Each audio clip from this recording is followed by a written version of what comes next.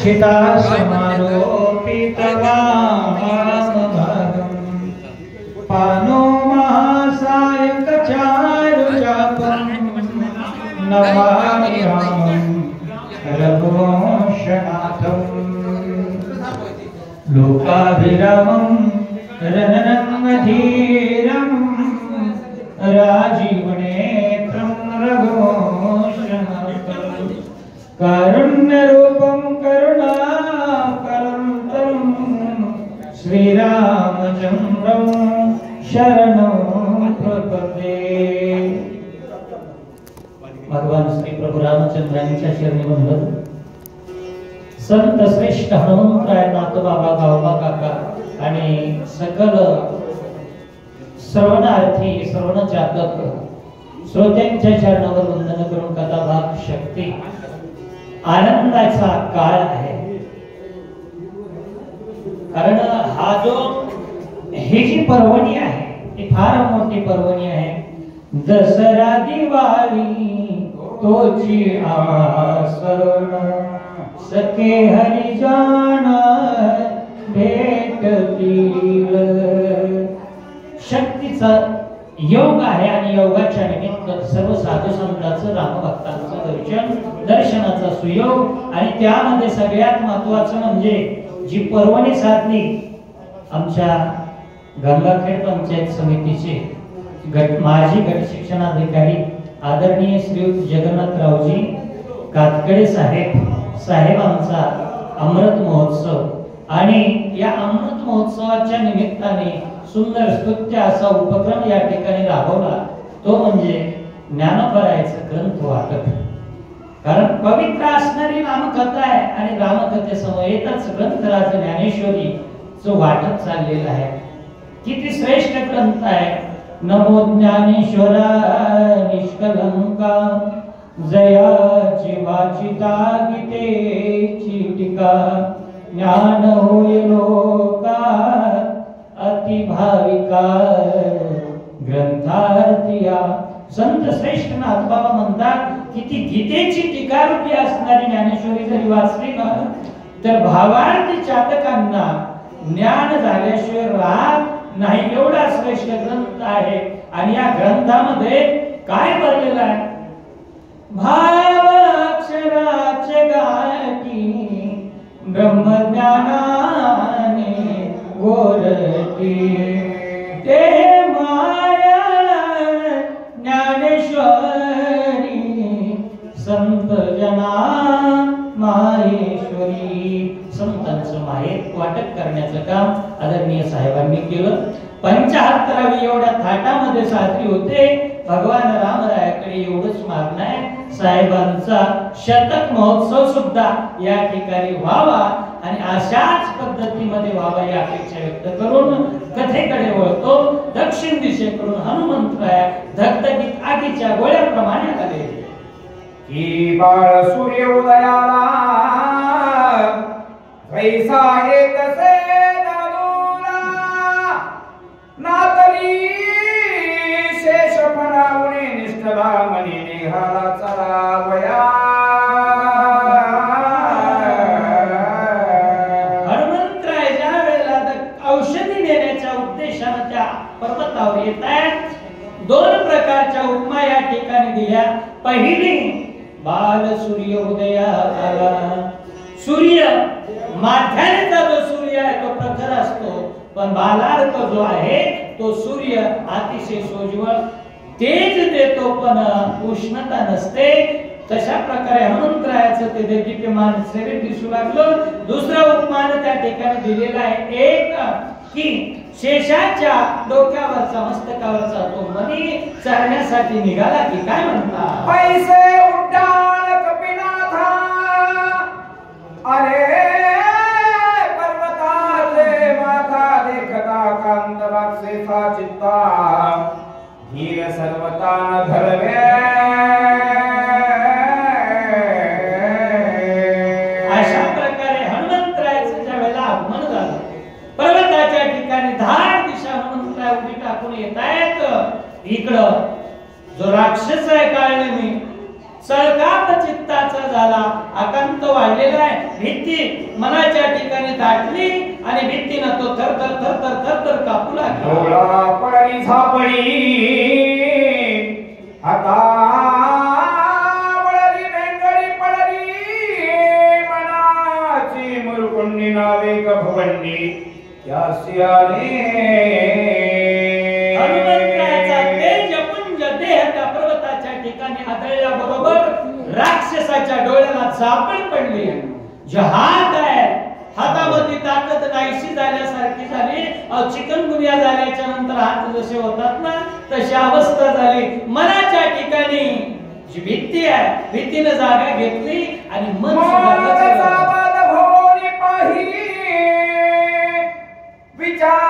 विचारोण्या पुरेच देही म्हणे मद झाले काही आठवण आहे कार्याचे.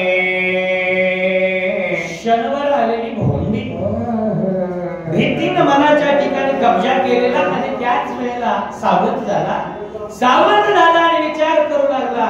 कशासाठी तुम्ही याचा थोडा विचार केला पाहिजे. माझं कार्य सिद्धीला गेलं पाहिजे, स्वार्थ साधला पाहिजे असा विचार काय जन्माचे निदसार मज जोडवारे साचार आने मी दुस्तीत पामर सोयेत विचार नाठवे. आजच्या सारखी जन्मात दुसरी संधी नाही. कारण संधीच अशा प्रकारची आले जीवनामधलं संपूर्ण जीवनाचं सारच आज माझ्या समोर उभा टाकलंय. दोन गोष्टी आहेत. एकीकडे जर कार्य साधलं तर स्वामी कार्य साधल्यामुळे बक्षिसास प्राप्त होणार आहे.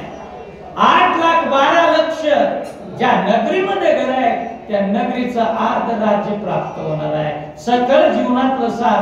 आणि दुसरीकडे जर तेही साध्य झालं नाही हनुमंतरायाच्या हातानं मेलो तर माझ्या जीवनाची सार्थकता. स्वामी कार्य साधावे थे कि मुक्त भावे कपी हस्ते ते विसरोनी निज कार्या ते मूर्छित चित्ते पडेल. काय माझी बुद्धी त्या ठिकाणी मूर्छित अवस्थेमध्ये पडलो. सारासार विचार केला पाहिजे. स्वामीचं कार्य साधलं तर निश्चित स्वामी कार्य साधल्याच्या नंतर एक आपल्याला सद्गती प्राप्त होईल. आणि ते झालंच नाही तर मुक्त व्हावे कपी हस्ते त्या हनुमंतरायाच्या हाताने मुक्त होईल आणि साहित्याला प्राप्त होऊन जाईल.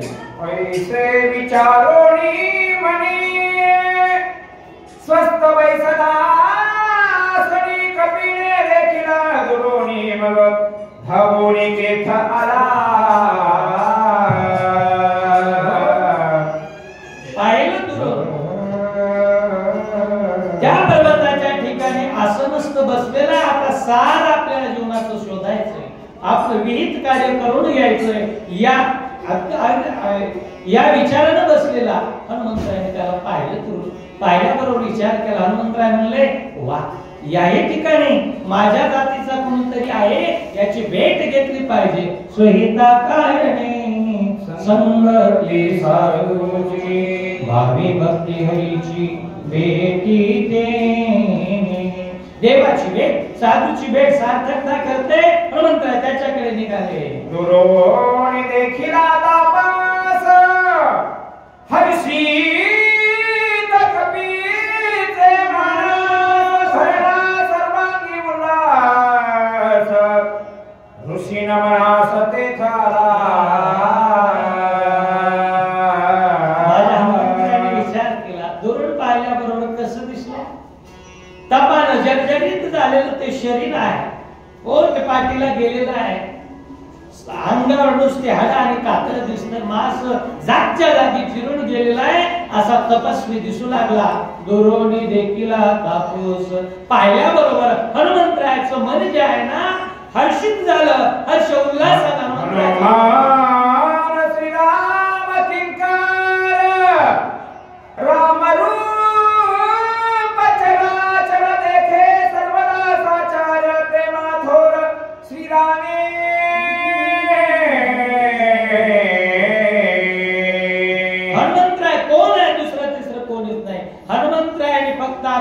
एकच शिक्का लावून घेतलेला रामदूता तू लित बलधामा अंजनी गोत्र पवन सुतनामा। हनुमंतराय रामरायाची किंकर असल्यामुळे मी माझ्या स्वामीची सेवा करत असताना त्या संताचं दर्शन घेईल म्हणून त्याच्याकडे चालले। जसी जैसी अंतरव्रती ते जगाते तैसेचे देखाते तेही विषयची उपपती श्लोक संपत्ती परिसावे। काय म्हणतात महाराज, जसं अंतरंगामध्ये आहे ना ते अंतरंगातली जशी वृत्ती असते ती जगाच्या समोर जगाला तसंच पाहत असतात ती माणसं। अंतरंगातलं कधी झाकता येत नाही, झाकता येत नाही म्हणून श्लोकामध्ये अंतर्वृत्ती जशी आहे त्याचं विवेचन करतात। सज्जनाचे मुख्य लक्षण ब्रह्मस्वरूप स्वयं आपण जगदेखणे ब्रह्मपूर्ण कपट चिन्ह कोणी काका सांगायला लागले काय म्हणतात, सज्जनाचा अंतरंगच अशा प्रकारचा असतं। कशा प्रकारे, तो स्वतः ब्रह्म झालेला असतो। उदाहरण ज्ञानोबराय सांगत देत असताना म्हणतात, सुवर्णाचे मणी केले ते सोनियाचे सुती होविले तैसे म्या जग धरले सबाह्यभ्यंतरी। बाहेरही जे आहे तेच आत आहे, आत जसं तसं बाहेर आहे तसं सज्जनाची वृत्ती ब्रह्मरूप झाल्यामुळे सगळ्या जगाला ते ब्रह्मरूप पाहत असतात। जिनोनिया कामक्रोध धमोनी इंद्रियाचे द्वंद्व खनोनी विषयाचा खंडा परमानंद पावले। सज्जन कुणाला म्हणायचं महत्वाचं या ठिकाणी विवेचन केलं। जिनोनिया काम क्रोध, त्या काम क्रोधाला जिंकणं फार अवघड गोष्ट आहे। कारण त्या कामाचं वर्णन करत असताना सांगितलं, हे काम क्रोध पाही जयाचे कृपेची आठवण नाही।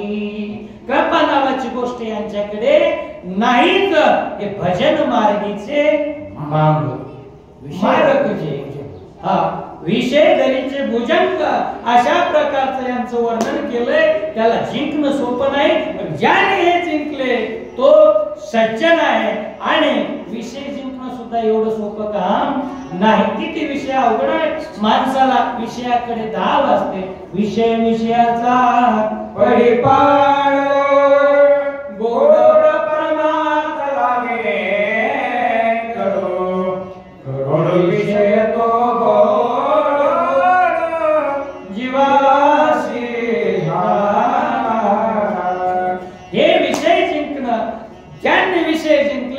ते सज्जन आहेत, ते सज्जनाच्या अंतर्वृत्ती।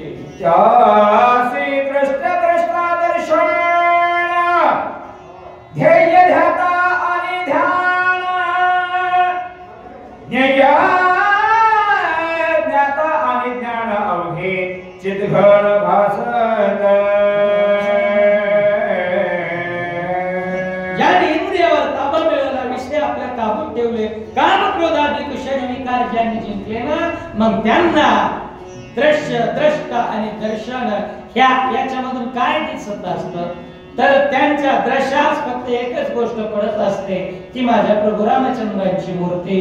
घनश्याम राम लावण्य रूपी महावीर गंभीर पूर्ण प्रतापी करी संकटी सेवकाचा सुडावा प्रभाते मनी राम चिंतिला।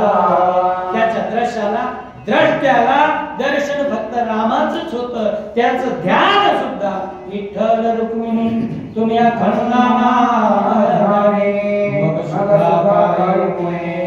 झाले सोयरे ध्येय ध्याता ध्यान ही त्रिपुटी सुद्धा देवाकडे त्याची वळलेली असते तो सज्जनाचे लक्षण लुब्ध जे का वित्तेषण सांगो त्याचे हि चिन्ह सावधान अवधान. महाराज म्हणले सज्जन सज्जन सज्जन म्हणजे काय प्रत्येकाच्या कपाळावर नंबर प्लेट लावले का नाही. हे सज्जनाचे लक्षण कोणतं तुका म्हणे तैसा सज्जनापासून सज्जनाजवळ अवगुण नावाची गोष्टच नसते. ज्याच्याजवळ अवगुण नाही ना तो सज्जन आहे. म्हणजे सज्जनाचं सोडा म्हणले ज्याला पैशाची लालसा आहे जो कवडी चुंबक आहे त्याचं काय मी लक्षण सांगतो ऐका. लाभ देखे जापासी कदा ओळखे सर्व तयासी अनुमात्र नुलंगी वचनासी म्हणे सर्वस्वेसी विदास तुझा. काय म्हणतात महाराज ज्याच्याकडून आपल्याला आर्थिक लाभ होणार आहे काहीतरी त्याच्यापासून प्राप्ती होणार आहे असं जर कळालं की त्याच्या मनामध्ये त्याच्याविषयी इतका आदर भाव वाढतो तो त्याचं वचनच मोडत नाही. तुम्ही म्हणताल तेच खरं.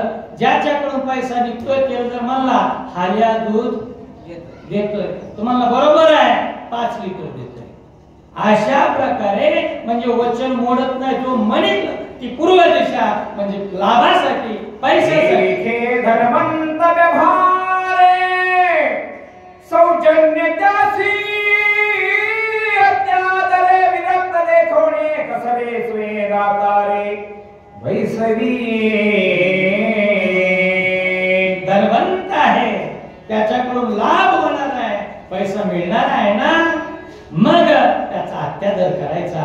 लाभासाठी काही ना काही प्राप्ती होते कुठं ठेवू कुठं नाही त्याचं सर्वस्व सेवा करण्याची तो तयारी दर्शवतो फक्त पैशासाठी. म्हणे भगवंताची कोण सत्ता सिद्ध ईश्वर दत्त भोग असता सांडोनी धरणी तापसता अभाग्यता केवळी पा. एखाद्याकडून तो पैसा निघत असताना तो म्हणतो जगामध्ये सत्ता कुणाची मोठी आहे. जगात फक्त सत्ता देवाची मोठी आहे. वृक्षाचे ही पान हरेची सत्ता एवढी सत्ता असताना सुद्धा तो त्या देवाची सत्ता मानत नाही. ज्याच्याकडून आर्थिक लाभ होतो पैसा निघतो त्याची सत्ता मोठी असं मानतो. ऐसा